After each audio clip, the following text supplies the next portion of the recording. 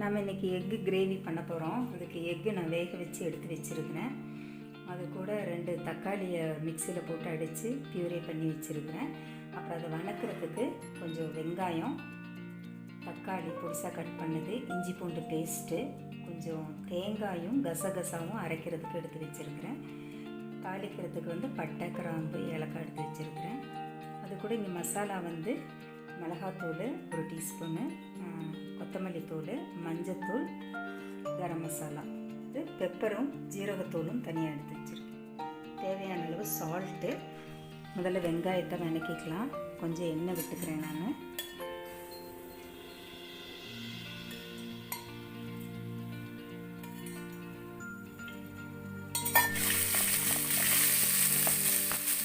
வணக்கின வெங்காயத்தை எடுத்துடலாம். இது ஆறினோடனே இதை மிக்சியில் போட்டு கிரேவி கூட சேர்க்கணும். இப்போ நான் இதை எடுத்து தனியாக வச்சுக்கிறேன். இப்போ இதை தாளித்து விடுறதுக்கு இந்த பட்டை, கிராம்பு, ஏலக்காய் போட்டுக்கலாம்.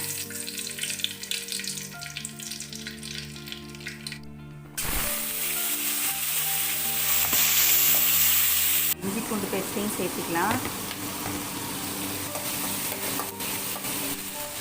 இந்த டொமேட்டோ நம்ம அரைச்சி வச்சுருக்கோம், அதையும் இதோட சேர்த்துக்கலாம். நம்ம இதுக்கு தேவையான அளவு உப்பு சேர்த்துக்கலாம்.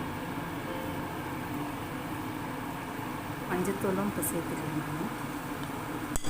கூட நம்ம அரைச்சி வச்சுருந்த அந்த வெங்காய பேஸ்ட்டையும் சேர்த்திடலாம்.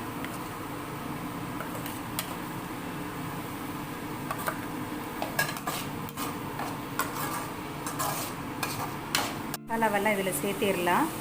இப்போ ஃபஸ்ட்டு மிளகாத்தூள்,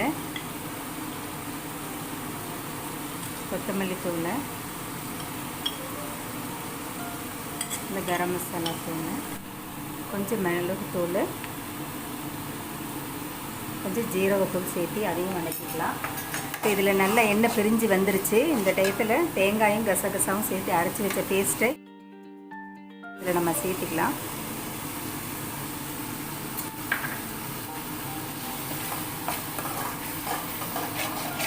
இப்போ இந்த வேக வச்ச எக்கை மசாலா எடுத்து வச்சுருக்கேன். அதோட பரட்டி கிரேவியில் நம்ம போட போகிறோம். இப்போ அதுக்கு தேவையானதை பார்த்துடலாம். மிளகு, ஜீரகத்தூள், உப்பு, மஞ்சப்பொடி, கொஞ்சமாக ஒரு பாத்திரத்தில் எண்ணெய் விட்டு இந்த மஞ்சத்தூள், பெப்பர், ஜீரகத்தூள் இதில் போட்டுடலாம். சிம்மில் வச்சுக்கோங்க. கொஞ்சமாக உப்பு சேர்த்துக்கோங்க, ஏன்னா நம்ம அதில் ஏற்கனவே உப்பு சேர்த்துருக்கோம்.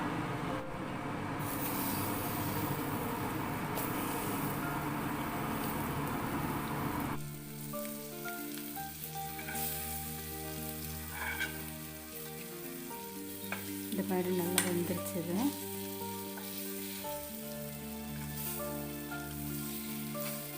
கிரேவி ரொம்ப கெட்டியாக இருந்ததுன்னா கொஞ்சம் நம்ம தண்ணி சேர்த்துக்கலாம். இதில் நம்ம இந்த எக்கெல்லாம் போட்டுடலாம்.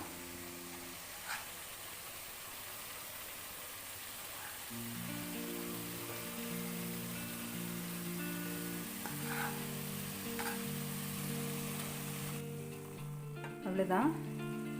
இப்போது எக் கிரேவி ரெடி ஆயிடுச்சு. நம்ம ஒரு பவுலில் இதை ட்ரான்ஸ்ஃபர் பண்ணி எடுத்துக்கலாம்.